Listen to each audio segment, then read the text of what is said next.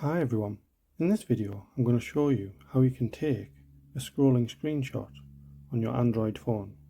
So if you find this video helpful, please give it a like and make sure you subscribe for more useful tutorials. So obviously if you want to take a screenshot, maybe go onto a website or somewhere like that where it has quite a lot of information. You obviously want to capture it all at once. So once you're on a website, obviously just use your usual method of taking a screenshot,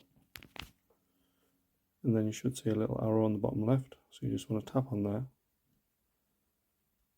That'll start taking a screenshot of the whole page. So obviously you can go on for as long as you need to capture the whole page if you want to do that.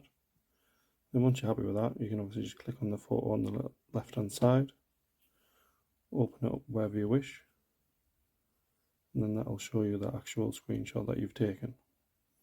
So that's how you can take a scrolling screenshot on your Android. Thanks for watching.